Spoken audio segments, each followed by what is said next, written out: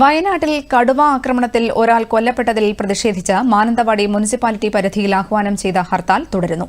Priyadarshini estate office പരിസരത്ത് നാട്ടുകാർ ഇന്ന് വൻ പ്രതിഷേധം സംഘടിപ്പിച്ചു. ജനങ്ങളുടെ ജീവന് സംരക്ഷണം വേണമെന്നാവശ്യപ്പെട്ട മുദ്രാവാക്യം വിളിച്ചാണ് പ്രതിഷേധം. പ്രതിഷേധക്കാർ ഓഫീസിലേക്ക് തള്ളിക്കയറാൻ ശ്രമിച്ചതോടെ പോലീസുകാർ തടഞ്ഞു.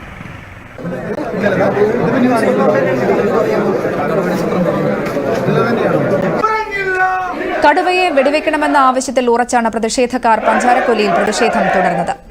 പഞ്ചാരക്കൊല്ലിയിൽ കൊല്ലപ്പെട്ട രാധയുടെ സംസ്കാരം പഞ്ചാരക്കൊല്ലിയിലെ വീട്ടുവളപ്പിൽ നടന്നു.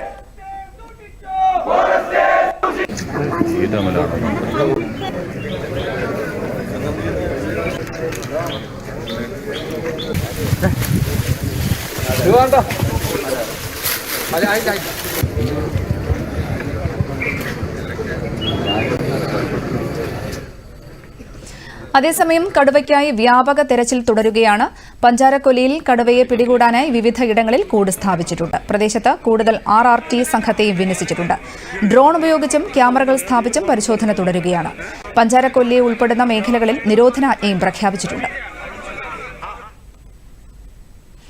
വയനാട്ടിൽ നിന്നും ഏറ്റവും പുതിയ വിവരങ്ങളുമായി അരുൺ വിൻസെന്റ് ചേരുന്നു. കടുവ കടിച്ചു കൊന്ന രാധയുടെ സംസ്കാര ചടങ്ങുകൾ കഴിഞ്ഞപ്പോൾ ആരംഭിച്ച പ്രതിഷേധമാണ് ഇപ്പോഴും തുടരുന്നത്. പ്രിയദർശിനി എസ്റ്റേറ്റിലെ നിലവിൽ വനംവകുപ്പിന്റെ ബേസ് ക്യാമ്പിലാണ് ഇപ്പോൾ പ്രതിഷേധം തുടരുന്നത്. രാവിലെ ആരംഭിച്ച പ്രതിഷേധം ഇപ്പോഴും തുടരുകയാണ്. കടുവയെ ജീവനോടെ കൊണ്ടുപോകാൻ അനുവദിക്കില്ല എന്നാണ് സമരക്കാർ പറയുന്നത്. അതിനെ വെടിവെച്ച് കൊല്ലണമെന്ന ആവശ്യമാണ് സമരക്കാർ ഉന്നയിക്കുന്നത്. എന്തായാലും ജില്ലാ കളക്ടർ ഉൾപ്പെടെയുള്ളവർ സ്ഥലത്തെത്തി ചർച്ച നടത്തിയാൽ മാത്രമേ ഈ പ്രശ്നം അവസാനിപ്പിക്കൂ എന്നുള്ള നിലപാടിലാണ് സമരക്കാരുള്ളത്. അല്പസമയത്തിനകം തന്നെ ജില്ലാ collector DR Meghashree, sub collector എന്നിവർ സ്ഥലത്തേക്ക് എത്തും.